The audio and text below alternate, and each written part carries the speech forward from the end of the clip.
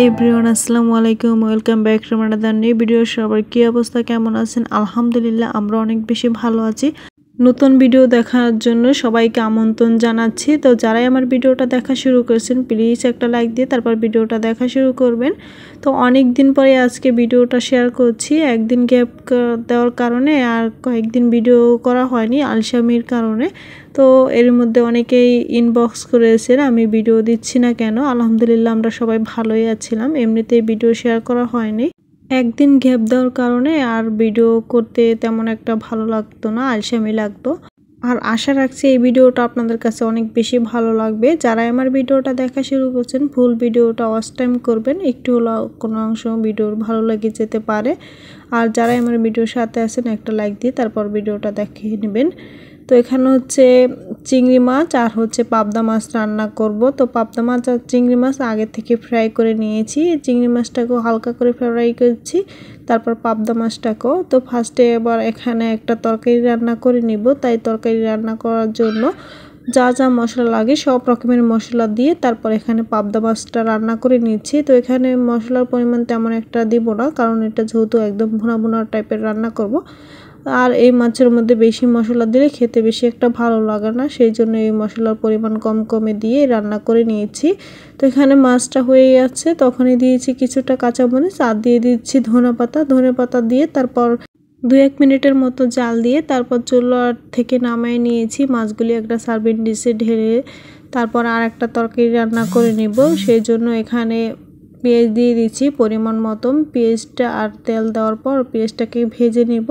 চিংড়ি মাছ রান্নার জন্য এখানে হচ্ছে মশলাটাকে কষিয়ে নিব। তাই ফার্স্টে দিয়ে দিচ্ছি 1 টেবিল চামচ আদা রসুন বাটা। পেস্টটা 1-1.5 মিনিট ভাজার পর তারপর দিয়েছি 1 টেবিল চামচ হলুদের গুঁড়ো, 1 টেবিল চামচ মরিচের গুঁড়ো, 1/2 টেবিল চামচ জিরের গুঁড়ো, স্বাদ মতন লবণ দিয়ে একটু পানি দিয়ে সুন্দর করে মশলাটাকে এবার আমি কষিয়ে নিব। তো একটু সময় করে মশলাটা কষানো হবে। আর চিংড়ি মাছটা ভুনা ভুনা করে রান্না করব।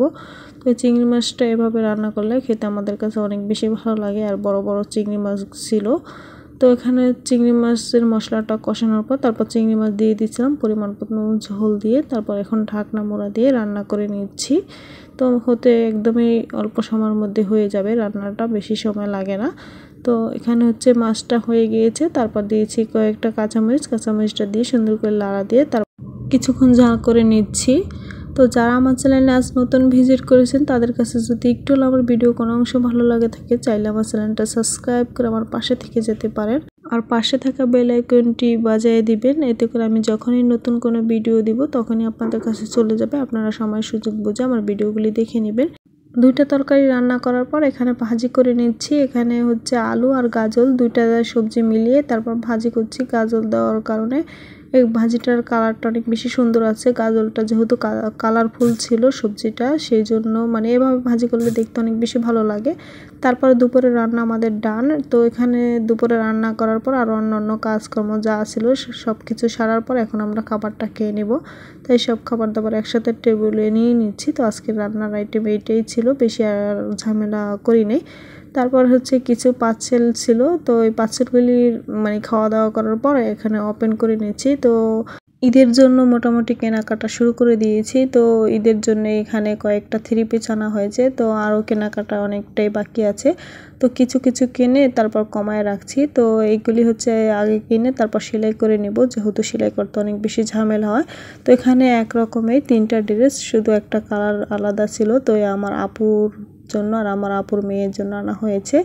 তারপর হচ্ছে আরেকটা জামা আনা হয়েছে। তো এটা হচ্ছে আগানুর 3 পিস। এটা মূলত এদের মেন ড্রেস হবে। তো এই ড্রেসটা অনেক বেশি সুন্দর ছিল, তো আমাদের কাছে অনেক বেশি ভালো লাগছিল। এটা অনেক দিন আগে আনা হয়েছে। তো এটা মানে আনবক্সিং করা হয়নি, আজকে আনবক্সিং করে দেখছি। তো ড্রেসটা অনেক বেশি সুন্দর ছিল, কাপড়ের কোয়ালিটি অনেক বেশি ভালো ছিল, প্রত্যেকটা 3 পিসই অনেক বেশি সুন্দর ছিল।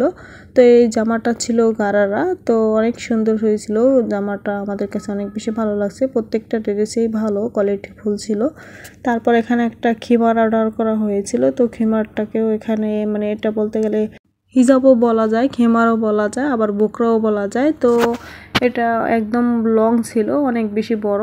তো এইটা চেরি কাপড়ের ছিল, এটা খুব ভালো লাগছিল, কাপড়ের কোয়ালিটি এটারটা অনেক বেশি ভালো। তো এটা মানে আগে কখনো ব্যবহার করে নাই, আজ প্রথম আনা হয়েছিল। যদি ব্যবহার করে ভালো মনে হয় তাহলে আবার নেক্সট টাইম আবার আরেকটা আনবো। তো এখানে হচ্ছে আমার আপু মূলত এটা আনাইছে, আমার বড় আপু। তো আপু একটু পরে দেখছে এটা কেমন, তো ভালোই লাগছিল আপুর পরনে। ড্রেসগুলি কেমন হয়েছে অবশ্যই কমেন্টে জানাবেন। আজকের ভিডিওটা এখানেই বিদায় নিয়ে নিচ্ছি। আল্লাহ হাফেজ।